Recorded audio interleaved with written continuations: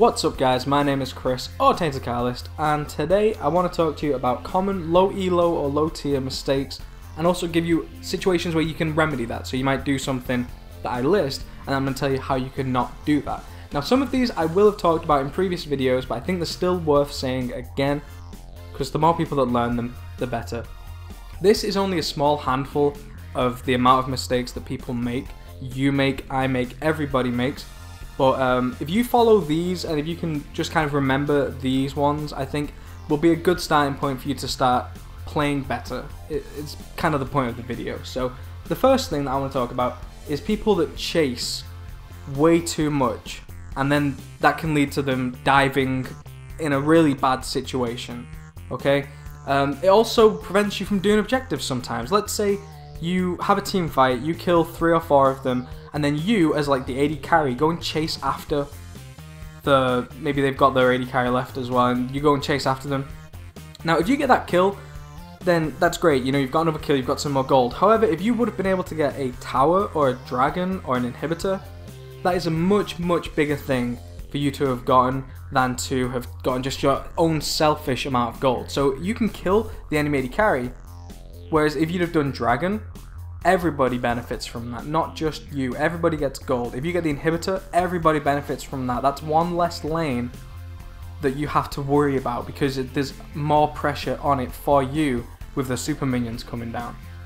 So I think the way that you can fix this is to remember it's a team game, okay? It's not you. You are not the game. You're not the hero of the game. Everybody works together. Everybody plays their part.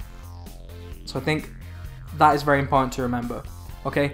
With the diving, if you chase and then dive and get yourself killed, that could have been for a number of things. It could have been because you didn't know what you were capable of as the champion you were playing, you didn't know what they were capable of, or you didn't think about their cooldowns. So that's another very common mistake that I see, is not thinking about what the enemy has. Are you going to try and dive a Zac? Is his passive up? If it is, are you about to kill yourself and just pop him into his passive? That's not good for you. Or is he got his flash up? Is he just going to flash away and you have to continue running past the tower? Or burn your own flash and then still maybe not get it because he's just going to use his E to jump away? So you have to think about those things. Think about the cooldowns that they have. If you're unsure, don't do it. If you know you can get the kill while diving, if you're tanky enough, if you've got the health, or if a jungle comes in and tanks the tower, then yeah, you can do that. But the amount of times, I'm sure you've done it, and I'm sure you've had it happen to you where people try to 2v1 dive you, and you manage to get a double kill. You may die as well, but you're like, yeah, that was totally worth it for me, I now have a double kill. Or you may be in the double team trying to tower dive one person, all of a sudden both of you die, and you're like, how did that happen? How did we die? I think in low elos, it's better to just play a little bit more passively when it comes to towers early, because you can just lead to more mistakes being made. Which in general, lower elos, you know, it's people associate that with the Ragers and the Flamers and the AFKers and that sort of thing. The less you can impact those people by giving them fodder, by giving them something to flame and rage at, the more you'll win, okay? That's really what it comes down to. So just play more conservatively earlier when it comes to diving, is what I would say. So make sure you think about the cooldowns. That is something that I see so often, people not realizing that, let's say you use your flash and your ignite to get a kill. If you go back into lane, they may still have an advantage over you because they now have their flash and their ignite. So you just have to think about that. Just keep that in mind, okay? You just got to consciously remind yourself. A good way that you can kind of try and do that is if they use their flash, learn the cooldowns. Flash is on a 5-minute cooldown, okay? So if you pop in the chat, let's say they do that at 3 minutes 20, type in enemy player, whatever they are, Ezra, no, Ezra, that's a bad example because he's got his E, but you know, like let's say they've got a Varus. Varus flash is down till 8 minutes 20. That way you know that you can just check back and see when that's going to come up. Now obviously they may have the masteries and stuff, but that's just a good basis, okay? This is one that I talk about a lot in many videos, and that is people do not buy wards very often in lower elos. It's so rare, but they're so cheap for every. Think about it, why would you put the whole burden of keeping the map warded on the least money generating champion in the support, okay? They earn the least amount of money. The AD carry, what I like to do when I play any other role but support, when I play support I just stack wards, but whenever I'm not playing support, let's say I go back, let's say I'm playing as the AD carry, I pick up my last Whisper, I've got like 100 gold left. Why not get a ward, just one ward? It's just one extra area that you'll have the vision of, and vision is power in this game. So just buy wards. The remedy to not buying wards is to just buy wards. There will be situations where you can't, purely because you've saved up just enough to get your next item, or you've not got enough space. Okay, that's understandable, but if you can afford to buy just either one ward or two wards or whatever, do it. Just keep the map warded. It will win you so many games. I think people severely underrate how useful wards are in lower elos and lower tiers. Okay, overextending. Now this is going to go hand in hand with map awareness. Okay, if you are overextending in your lane, you're a target. Okay, you're a target. Let's say you're the top lane. Now you're pushing the enemy. You're overextended. You're a target for the jungler and the mid laner. Okay. Now, you should also, it goes hand in hand, like I said, with map awareness. Take a look. Is your mid laner really pushed up to his tower, and is your bot lane really pushed up to their tower? Okay, so they are being pushed against. If that's the case, and you're overextending into the enemy territory, where's that jungler going to go? Just think about it. Where are they going to go? They're going to see, well, the enemy mid lane's been under his tower the whole time, the AD carry and bot are under the tower. However, the top laner is right up to my tower. I'm going to go help out top. You are the target there. The mid laner may do the same thing. They might think, I can go get a kill right now. I've got the right CC, the right mobility, whatever.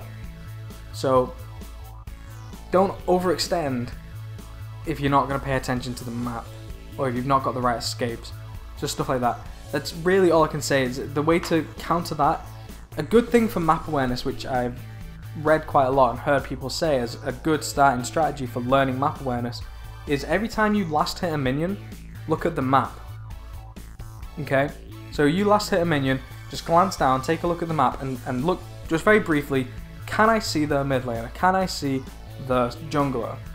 If the answer is no to both of them, assess then where you are. Are you too far forward? Do you have good enough vision? Do you have a way to escape if they do come in? You've got to be constantly thinking about stuff in League. You can't just go on autopilot mode. That's when you start getting caught out. And that's actually the next thing I want to talk about. Getting caught out. Again, that goes hand in hand with the map awareness. If you cannot see a single person, let's say it's getting to late game, we're at like 30 plus minutes, and you cannot see a single enemy champion, you've got no vision, don't go and do your red buff as the AD carry, okay? If you especially if you push, let's say they have got all of their lanes are pushed towards you and you're kind of in a turtling stance, don't say, I'm just going to quickly go get red, because chances are it will either A, be gone, or B, they will be there. They'll be in that jungle somewhere waiting for you. They'll be playing smart. They'll be thinking, one of them's going to come and do this red buff, probably. Or don't like all of a sudden be like, let's go do dragon. Like, it's just very silly. You just need to not get caught. People get caught too often, and it's very frustrating for the rest of your team when they're pinging you, because they know, like, the chance of them being there. I think it's it's one of those, you should assume they are everywhere when you have no vision, okay? When it's late game and you're going on your own, you should assume I'm going to get caught right now. Sod's Law is going to I think that's also called Murphy's Law in America, will dictate that if something can go wrong right now, it will. So this bush that I'm about to walk into, that has been completely empty from enemies all game, is going to have all 5 of them sitting in there waiting just for me. So if you just think that way, then I think that you will get caught less. And that also kind of goes with buying wards. If you can pick up one ward, you can check a bush from, you know, a decent distance away, or else alternatively you can check a bush from safely behind different walls. Okay, so that'll let you know if they're in there. I will link at the end an actual video where I'm showing you all these different ward trick spots, so you can stand in places completely away from where an enemy can get you, and you can place a ward into places very safely. So I'll link that at the end. That'll be very useful for you if you have problems with that sort of thing. And the last thing I want to talk about for this video is building situationally. Okay, have they got a lot of magic damage? Have they got an Elise in the jungle, a Ken in top lane, and an AP carry in the mid lane? Maybe you want to go for some magic resist over armor. Let's say you're a top lane and you would normally build Sunfire Kit. Maybe go for Spirit Visage first. You know, just think situationally. Same with abilities. sometimes you're going to have to level up different things. Okay? An example of this would be, I think, like Rumble. You know, if you're against someone who's extremely strong at the top lane and can kill you, maybe not get your Q and your E as your first levels, like keep, you know, building them up and getting them to 5 first. Maybe start putting some points into your shield. Or maybe start putting points into your E over your flame spur, because you've got the range then, so you can farm from a distance. So you need to build situationally, and you need to level up abilities situationally, okay? A lot of times, you know, you can just stick to one sort of thing when it comes to leveling up abilities, but items change so often. There's so many items, and there's a reason for that. It's because they all play a different role, and you need to know when to play them. Now these things, it's hard for me to really give you a way to actually get better at that. It's more of something you'll have to learn. You just have to think. Like I said, just if you aren't thinking of something in League, then you're wasting your time. You're not learning something, or you're not thinking of the next smart thing you can do. So just think, have they got a lot of magic damage? Or have they got no magic damage? If they got no magic damage, maybe you don't need magic resist, like an item that focuses on that a lot. So that's it for the low elo mistakes that I want to cover in this video. If you have any questions, leave them down below. One last thing, and this is something that I've read from a lot of high elo people when they do AMAs, especially support players like Lemon Nation. This is the first time I read it when he did his really good AMA. Be more aggressive. If you're like AD carry, just be aggressive, okay? When your support says to you, I ask a lot, when I'm playing support and I have an AD carry I don't know, I will say to them, are you going to play aggressively or are you going to be passive? A lot of times they'll tell me they want to play passively. So we'll be like a Caitlyn versus a Vayne, and they'll be like, I want to play passive. It's like, that's kind of the wrong thing to do. The reason for that is because if you play aggressive, you will learn more about what you can do, what that champion can do, and what that matchup is like for you. If you're constantly playing on the back foot, all you're learning to do is just try and not get poked, not take damage, and not die.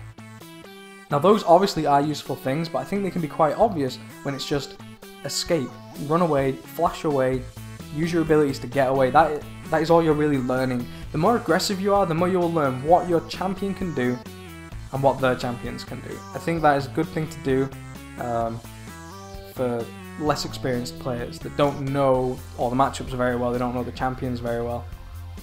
So that's it.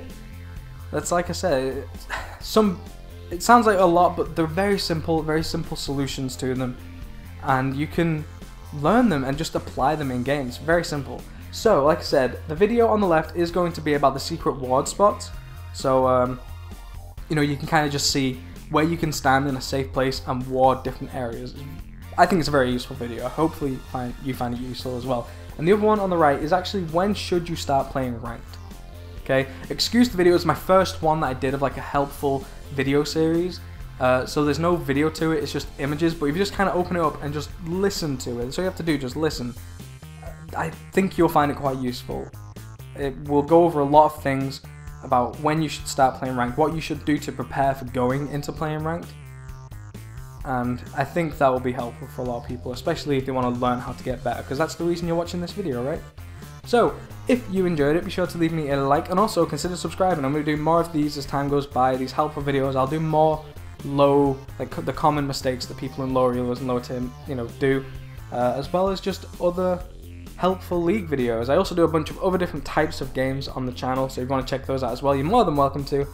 But other than that, I will thank you very much for watching. I hope that you enjoyed, and I will see you later. Goodbye.